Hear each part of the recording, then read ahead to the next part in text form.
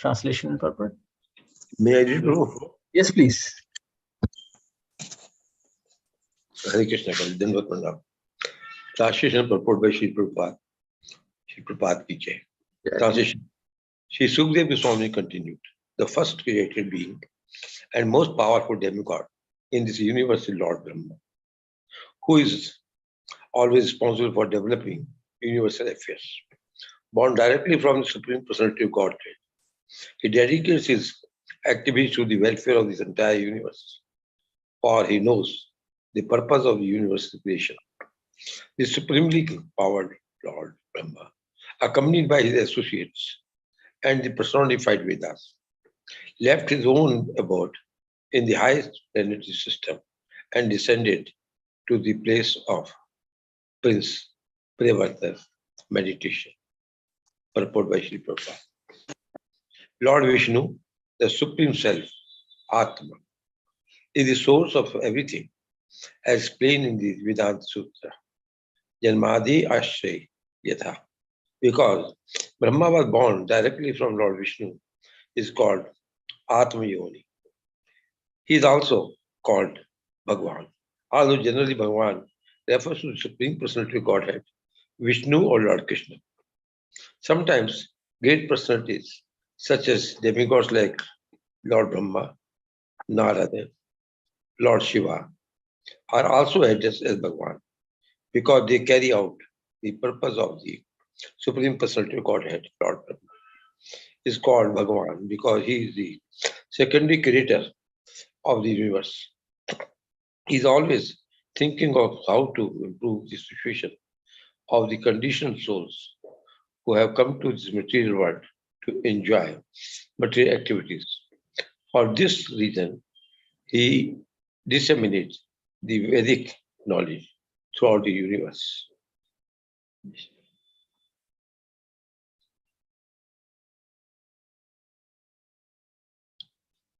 To enjoy,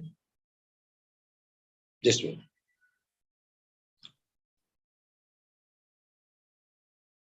To enjoy and at the same time are directed in such a way that they can go back home, back to Godhead.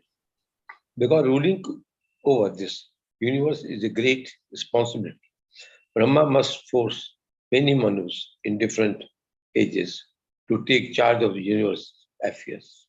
Under such Manu, there are different kings who are execute the purpose of Lord Brahma.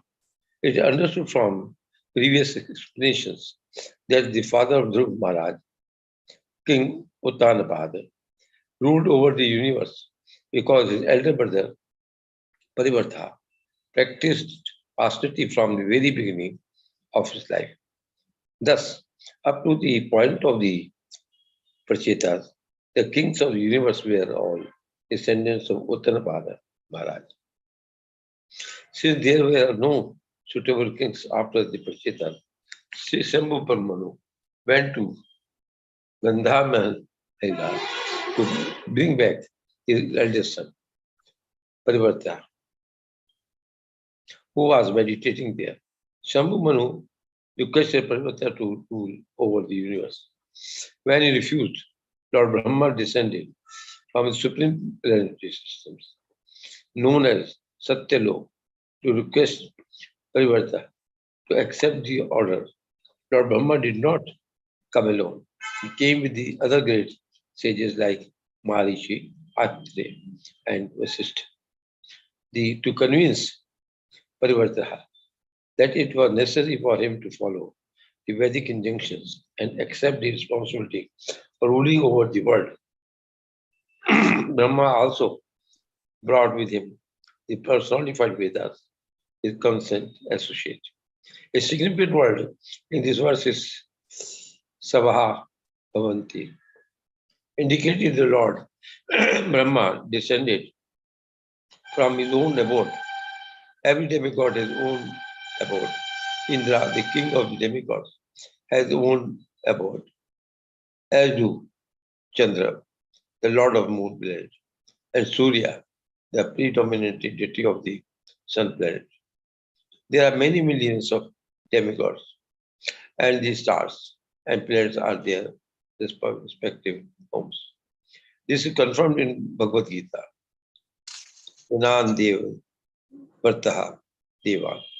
Those who worship the demigods go to the different planetary systems. Lord Brahma's abode, the highest planetary system, is called Satyaloka or sometimes Brahmaloka.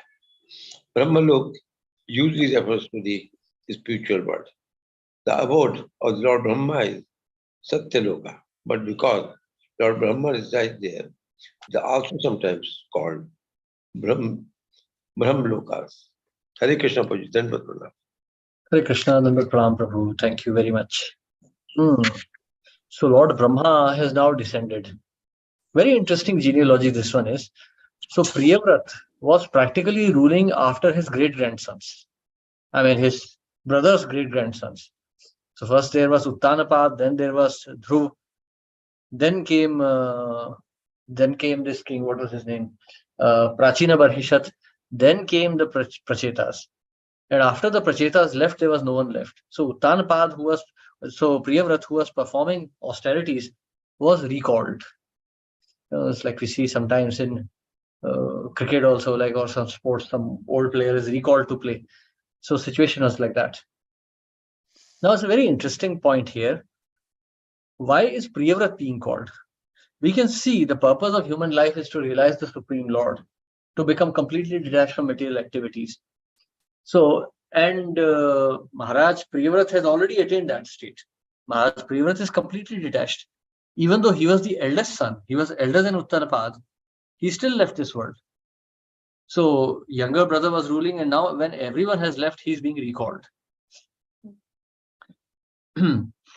So, the purport explains this point very clearly. See, the whole creation, although it is the abode of Durga, although it is the abode of material energy, the Lord has created this manifestation so that the living entities can get a chance to go back to Godhead. The living entities living in Brahman are also in Maya. They are also under the spell of Ahankar. This material manifestation gives them a chance to realize the Supreme. So therefore, if this material manifestation is to provide a chance to the living entity to realize the Supreme, it must be governed by those personalities who are self-realized. It must be governed by those personalities who are favorably inclined towards the Supreme Lord. So, great personalities like Priyavrat, Dhruv, who have already realized the Lord, they are called here. They are called back, not for their own enjoyment, but to dedicate their lives to guiding others. Yadyat acharet shreshthas tattad evetaro jana, Krishna says in the Bhagavad Gita. If great personalities lead by their own example, then other living entities will also follow in their footsteps. Therefore, great personalities sometimes have to perform actions which may seem like materialistic. Srila Prabhupada, for instance, at the age of 71, he left India and he went to the West. According to the strict regulations of Bhakti of Vedas, a sannyasi is not meant to cross the oceans. Actually, in the Sri Sampradaya, and I believe even in Madhva Sampradaya, sannyasis don't board boats and trains. I mean, boats and aeroplanes. They don't cross. Because according to the Smriti Shastra, the Shruti Shastra, a sannyasi who crosses the oceans will fall down. But our acharyas have done that. Srila Prabhupada went. Previous to him, Gaudiya sannyasis also went under the instructions of Bhaktisiddhanta Saraswati Thakur. So sometimes these things have to be done. So therefore, Maharaj Priyavrat is now being requested by Brahmaji to come back and start the activities of ruling over this universe. Yes, so there is a question here. Yes, so does this example show that to serve the Lord, great devotees can do anything even except material world despite of full? Yes. So these personalities will accept material energy, but there's a big rider here. They do not come here to enjoy. They have not come here to enjoy. Okay. So if one is willingly accepting such kind of positions, then it is to be understood that such a person has not attained self-realization. Actually, he's here only for false ego, or he has desire to enjoy the senses. Like we see the case of Prachina Barhishat. So he's a grandson of Priyavrat Maharaj, not Priyavrat, I mean grandson of this Uttanapad, the grandson of Udhru Maharaj. So certainly his position is exalted, but he's engaging in materialistic activities. Therefore, Narad Muni came to liberate him. So certainly these personalities, they accept this position, as we're going to see in this case. Maharaj Priyavrat's reluctance to accept material energy.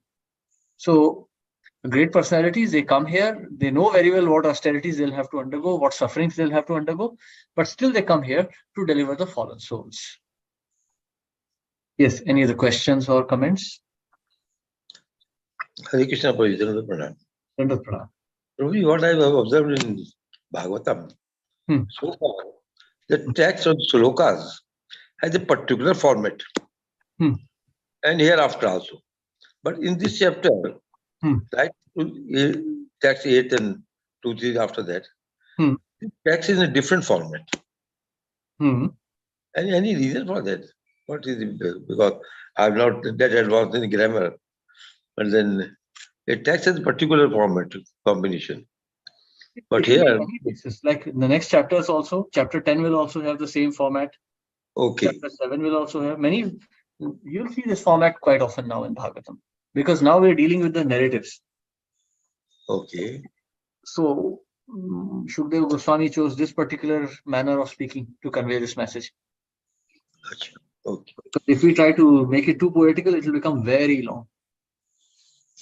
Because that has to conclude it in a particular number of words and in 4 sentences. Yes. Okay. That could be Pandit. Thank you. Done.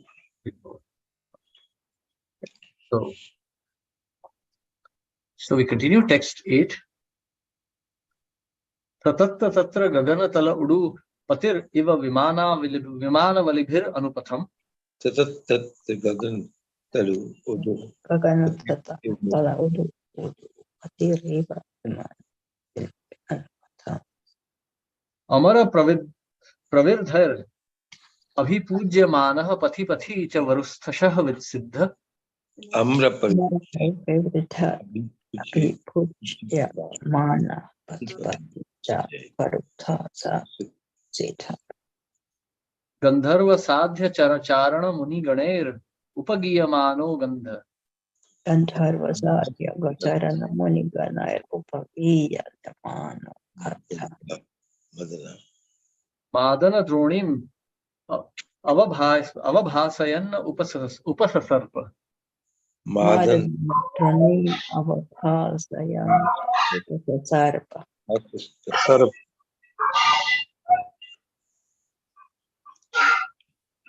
Did Prabhu? Hare Krishna, Prabhuji. Hare Krishna. Yes. Can I read? Yes, please. Hare Krishna. As Lord Brahma descended on his carrier, the great swan, all the residents of the planet named Siddhaloka, Gandharvaloka, Sadhyaloka, and Karanoloka, as well as great sang and demigods flying in their different aeroplanes, assemble with the company of the sky to receive Lord Brahma and worship him. As he received respect and admiration from the residents of the various planets, Lord Brahma appeared just like the full moon, surrounded by illumination star. Lord Brahma's great son then arrived at the border of Gandhamana hill and approached Prince Priyavrat, who was sitting there. Purport by Srila Prabhupada ki Jai. It appears from the description that there is a regular interplanetary travel between the planets of the demigods. Another significant point is that there is planet covered mostly by great mountains, one of which is Gandhamana hill. three great personalities, Priyavrata, Narada, and Swayambhuva Manu, were sitting on his hill. According to Brahma Sahita, each universe is filled with different planetary systems, and every system has unique applicants. For example, on Siddhaloka, all the residents are very advanced in the power of Mystic Yoga.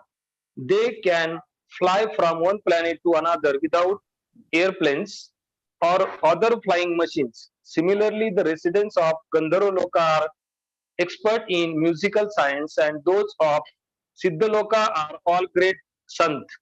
The in-planetary system undoubtedly exist, and residents of different planets may go from one to another.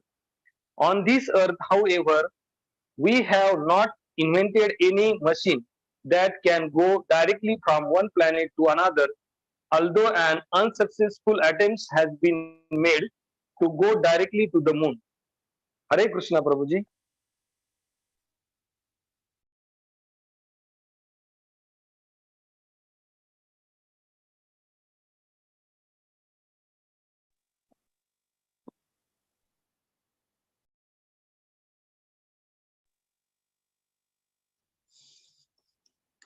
Hare Krishna, no sound. Hare Krishna, Prabhuji. I think he's muted.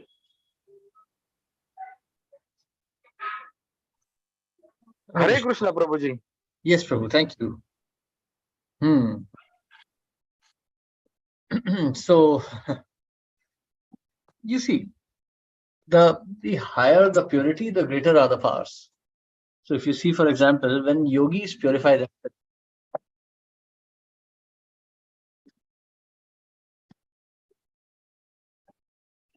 Hare Krishna, can you hear me now?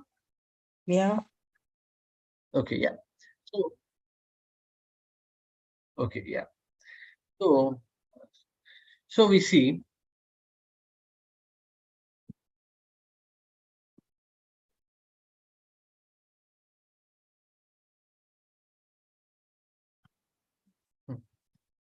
yeah, so when the yogis purify themselves through the path of Ashtanga Yoga, Yama Niyama, Asana Pranayam, that process when they follow and they purify themselves, as their consciousness starts rising above the gross planes into the subtle planes, more and more powers start manifesting. Actually, what is spiritual domain is very difficult to understand. This spiritual domain is, you can understand the spiritual domain is quite complex to understand. The level of consciousness is something that we have no knowledge of, really. We know it theoretically, we can perceive consciousness, but what exists on the plane of consciousness, that's a bit difficult to perceive.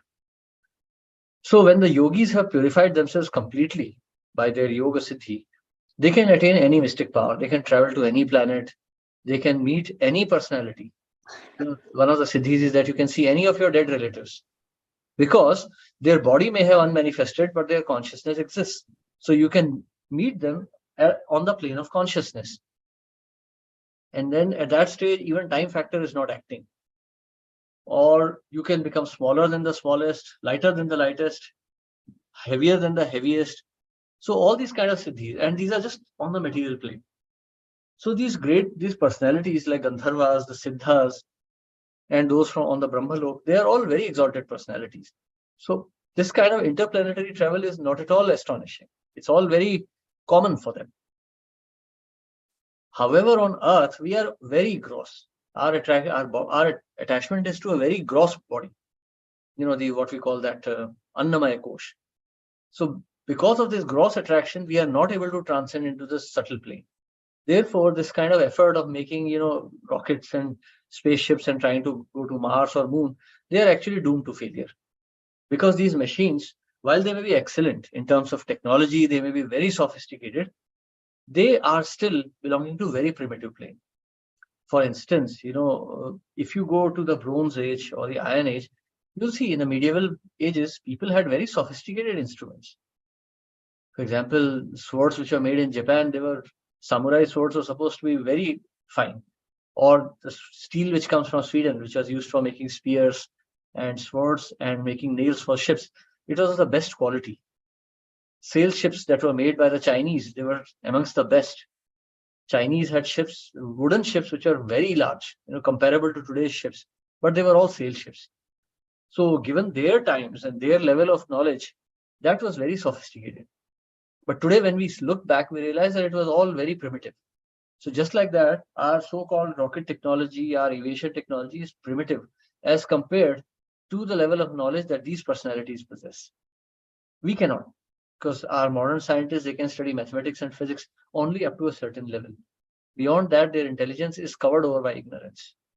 But these personalities, because their consciousness is so pure, they are able to transcend the bodily matter, and they are able to transport themselves. They are all experts in the siddhis that follow the Ashtanga Yoga process. Hare Krishna. Yes, any questions or comments?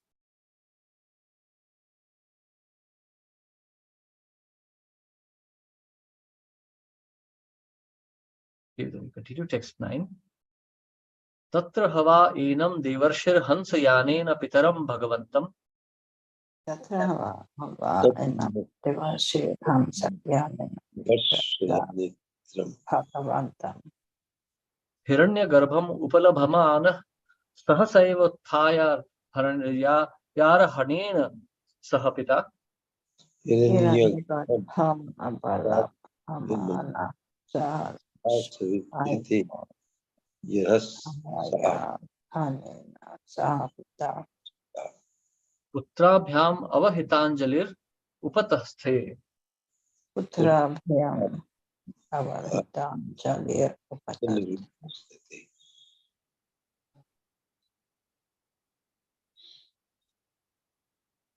Yes, would someone like to read?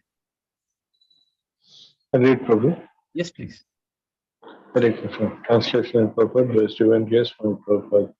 Translation. The Lord Brahma, father of Narada Muni, is a supreme person within this universe. As soon as Narada saw the great swan, he could understand that Lord Brahma had arrived. Therefore, he immediately stood up, along with Swayambhuva Manu and his son Priyavrata, whom Narada was instructing. They folded their hands and began to worship Lord Brahma with great respect. Purport. As stated in the previous verse, Lord Brahma was accompanied by other demigods, but his specific carrier was a great swan. Therefore, as soon as Narada Muni saw the swan, he could understand that his father, Lord Brahma, who was also known as Hiranyagarbha, was arriving. Thus, he immediately stood up with Swayambhuva Manu and his son Priyavrata to receive Lord Brahma and offer him respect. Hare Krishna. Hare Krishna, thank you very much. So these great personalities have their carriers. So anyone remembers who's the carrier of Lord Narayan? Garuda? Yes, the great eagle Garuda. So Lord Narayan has Garuda, Lord Shiva has his bull. So Lakshmi Devi travels on owl. So they all have their vehicles. So Lord Brahma is, he's a great personality. So just like when Prime Minister or President are traveling, they don't travel alone. You don't see a car on the street and say, hey, that belongs to the President. No, he'll have his security, he'll have his associates, and there'll be many cars. So just like that, when great personalities like Lord Narayan or Lord Brahma arrive, they arrive with their demigod associates. So when so many personalities are arriving, when these great personalities like Narad, Priyavrata, when they saw the great swan coming in the sky, they understood that Lord Brahma is now appearing. Therefore, they started worshipping him with great respect. Yeah. So just like, it's also mentioned, like whenever Lord Chaitanya would see a peacock feather, he would faint. Or if he would see the blue sky, he would faint also in ecstasy. So the great personalities are known by their symptoms. So if one has become very much proficient in love for Krishna, when one is very advanced in his bhakti, then simply by understanding the symptoms, one can perceive Krishna. Srila Prabhupada explains, for example, Krishna is saying, Rasuham apsu kaunteya. So the taste of water. So if anyone is tasting water, like especially if during the summertime, if you have traveled outside and you have come home, you are feeling very thirsty, you take a glass of cold water you feel great relief, you feel great happiness. That is Krishna. So in this way, Krishna is perceived. So here, when symptoms of Narad Muni, that is a great swan, appeared in the sky, immediately these personalities understood.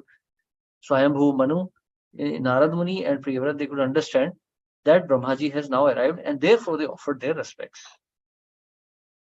Hare Krishna. Okay, so when Priyavrat was staying with Narad Muni, okay, so there are a couple of questions here. I'll just read them out. Sorry, I forgot to read them previously. Okay, so first question is, Brahmaji could have simply suggested Priyavrat to go and spread Krishna consciousness, although maintaining his current devotion. Then why a king is asked to rule? So it's not so easy. Priyavrat is a sannyasi. He's like a renunciate. He can't go and preach to women. He can't set rules for Grihastha ashram. He can preach Krishna consciousness. Like Srila Prabhupada, when he came to the West, he taught women how to wear saris. He taught these people basic hygiene, how to wash themselves also. That is not something a sannyasi does actually. Srila Prabhupada was instructing Matajis how to paint pictures of gopis. So according to the strict rules of Brahmachari ashram and strict rules of sannyas, sannyasis are not meant to even talk about gopis. But Prabhupada did all of that because the circumstances demanded that. So here also we see that Brahmaji could have instructed directly. Yes, he knew Brahmaji is not some kind of a Grahamedhi that, hey, I am married, why should I allow others to be sannyasis? No, he very much appreciates his sons are sages, but still he wanted Priyavrat to rule over the administration. Administration involves many activities which are in contact with Tamogun and Rajogun, which are not meant for renunciates. So, for example, he has to establish law and order within this universe. He has to deal with demigods. He has to deal with demons. As a king, he has to deal in diplomacy. So, all of this requires that he have a stable household situation.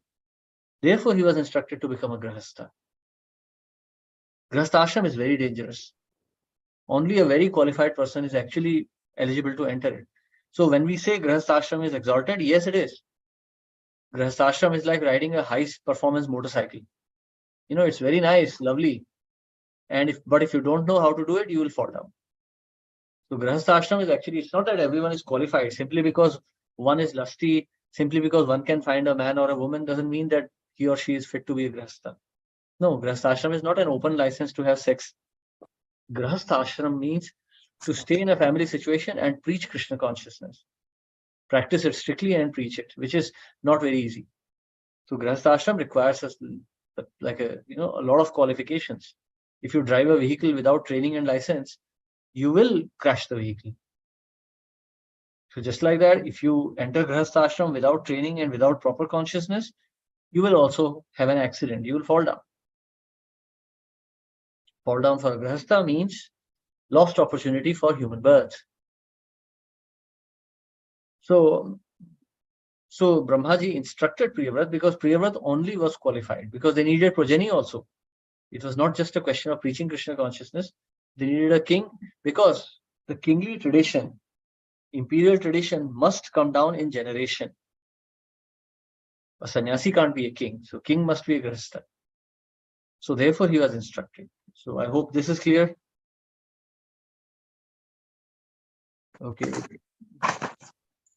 Okay, the next question is, when Priyavrat was staying in Narad Muni, then Naradji must have instructed him regarding Krishna consciousness. If he accepts the order of Brahma, would that be like spiritual master Avagya? No. Narad Muni is the son of Brahmaji. Brahmaji is like, if Srila Prabhupada comes and says something, that is superior order. We see, for example, within our ISKCON, there have been many cases where breakaway factions have fallen down. Many disciples of Prabhupada tried to become gurus themselves, and then they fell down. There was this personality known as Swarup Siddhanand, Siddha Swarupanand. He was in Hawaii. So he wanted to become a guru on his own, and Prabhupada allowed him. He said, okay. He said, you are allowed to become a guru if you are able to, produce results like I have done. So Siddha Swarupanand, he went and he established his own ashram sort of. This, what's your name? This very famous American politician. Tulsi Gabbard. Every devotee was talking about her. She comes from the same Apasampradaya. So then, of course, because he was not a guru, he was not qualified, he fell down. And then all kinds of nonsense came. Okay, you're allowed to follow 3 regulative principles because he couldn't practice no illicit sex. These kind of things happen, So Param Guru always establishes the principle. Now here you see, please here understand one thing. Priyavrat is a liberated soul. We're going to see this now. Brahmaji himself will also proclaim the same thing. Maharaj Priyavrat is already a liberated soul. He is being given this commission because there is no one else who's qualified. Priyavrat they are not telling Priyavrat, hey Priyavrat, we think that you may be a bit lusty, so please go and get married. No. They're saying that there is no one else besides you who can take this responsibility. So it's like an emergency commission.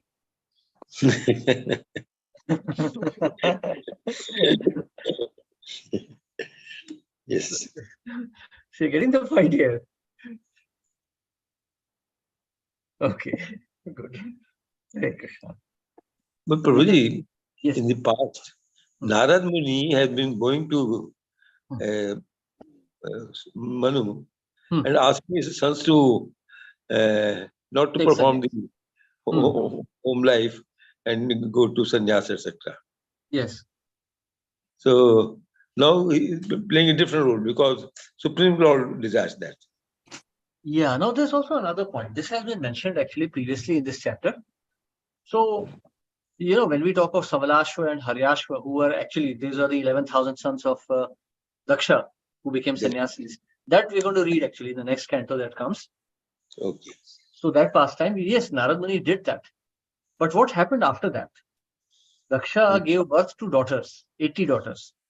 Yes. Those daughters, they were like famous daughters, amongst them were Diti and Aditi. They became the wives of sages. And their sons ruled over the universe. And Prajapati Daksha, and he was Daksha. Daksha means expert. He was expert in sex life. So he had no problem creating more children. But here we see that all his great-grand-nephews, Prachetas, have also left. And there is no one left to rule over the universe anymore. The whole universe is now like without a king. Therefore, the emergency commission. Okay. Quite Otherwise, he wouldn't have. Narad Muni also will not object here. Yeah.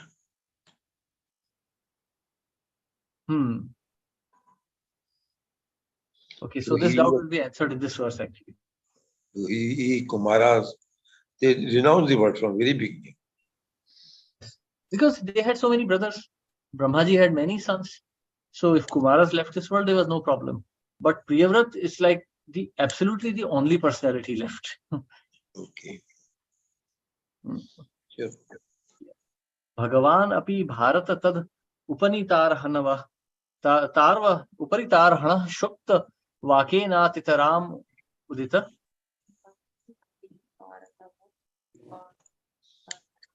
Bhagavan api bharata upanitarhana shukta vakena titaram udita. Punaganavatara suyaja priyavratam adi purushastam sadaya. Punaganavatara soaya suyava priyavratam adi purushastam sadaya. Hasavaloka iti hovacha. Hasavaloka iti hovacha. Yes. Would someone like to read? May I read for you? Yes, please. Okay. I read. Thank you. Translation purport by Sri Prabhupada. My dear King Prakshit, because Lord Brahma had finally descended from Satyalok to Bhulok, Narada Muni, Prince Pravrata and Shambhu Manu came forward to offer him objects of worship and praise him in highly qualified language, according to Vedic etiquettes.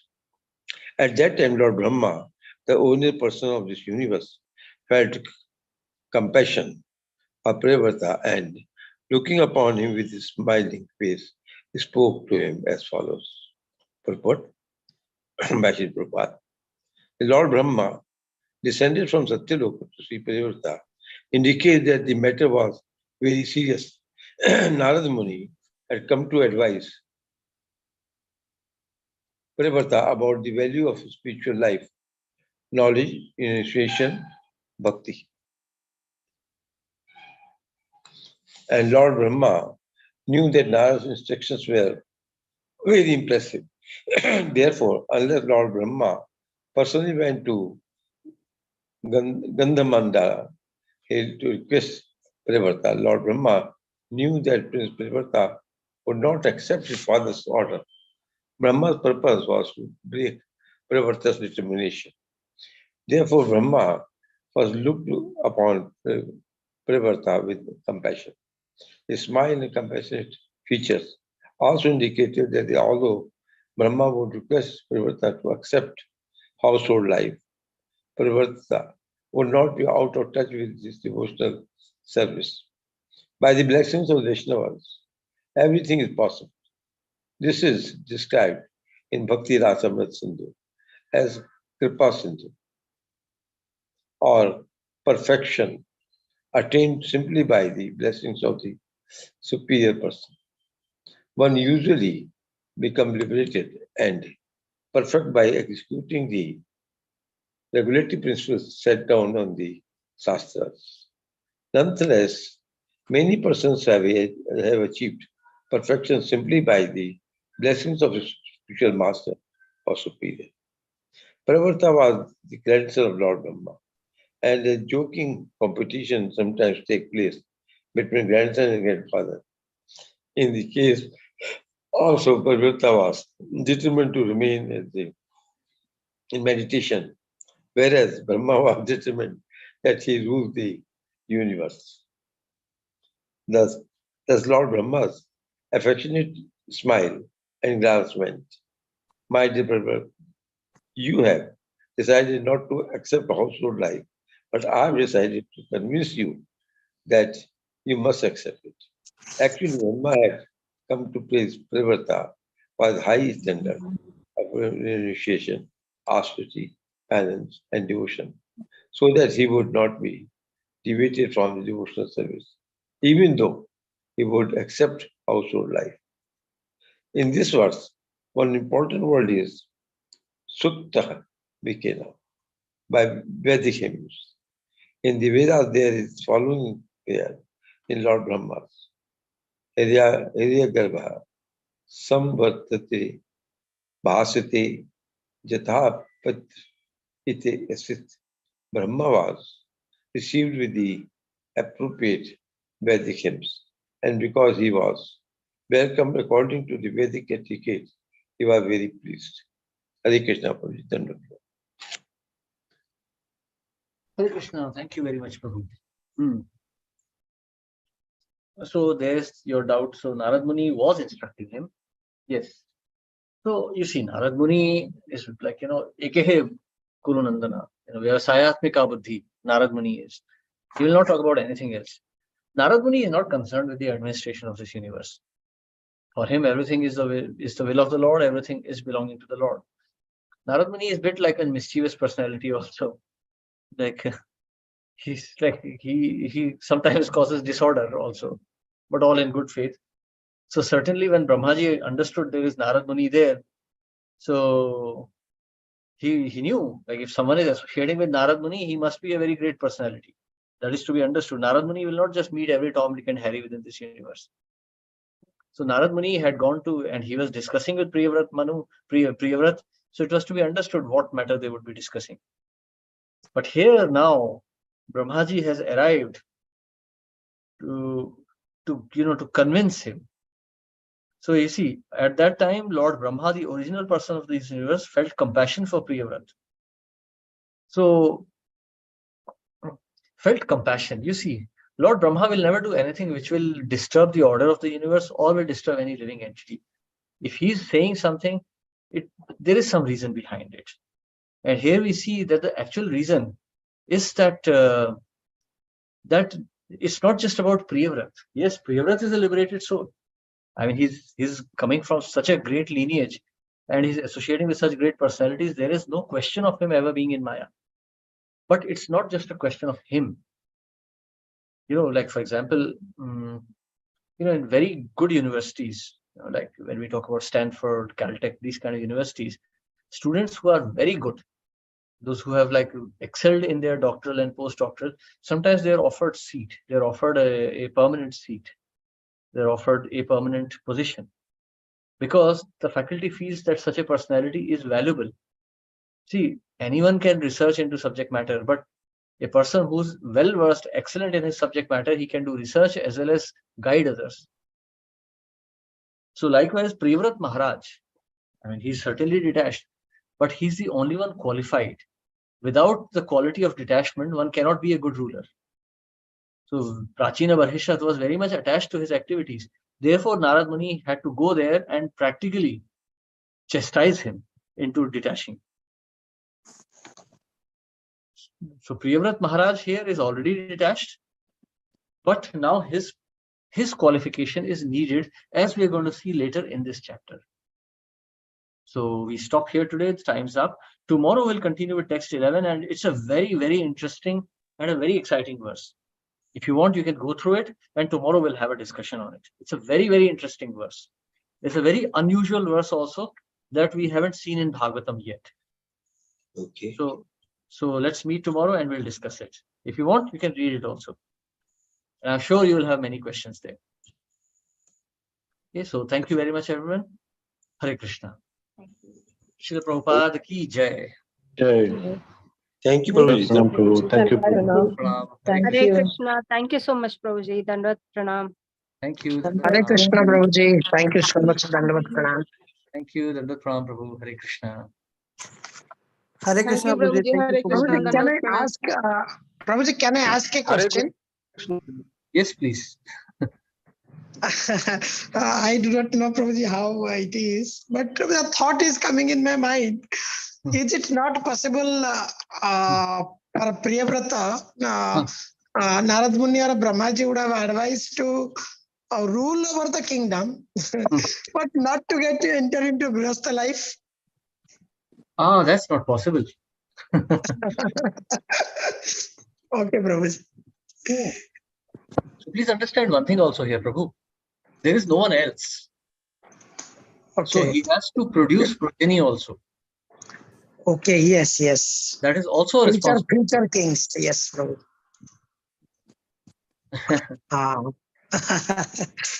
Thank you, Prabhuji. Thank you so much.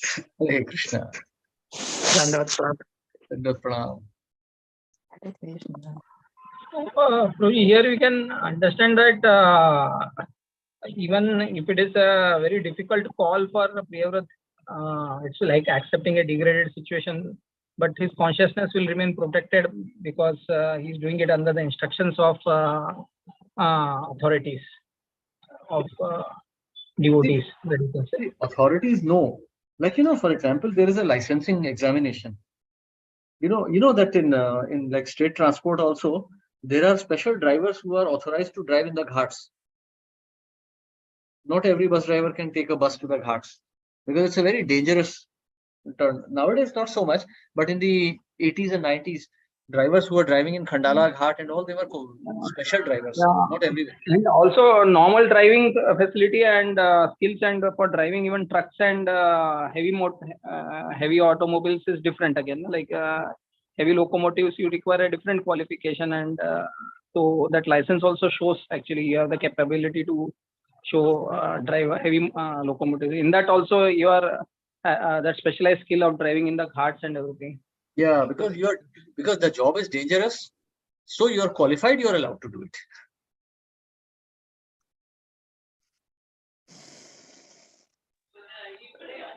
Given an option, they would also not do it, but then there are very few people, so they have to take up that service. Yeah, so it's a dangerous job, but they are qualified, so they are allowed to do it. Sometimes they are even forced to do it. Okay, so we stop here. Thank you.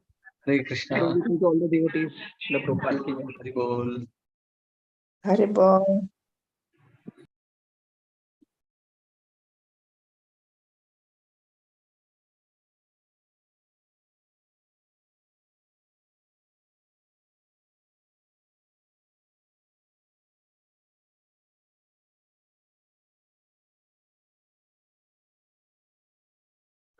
Hare Krishna, Pranav Prabhu, Dandavat Pranam. Hari Bol.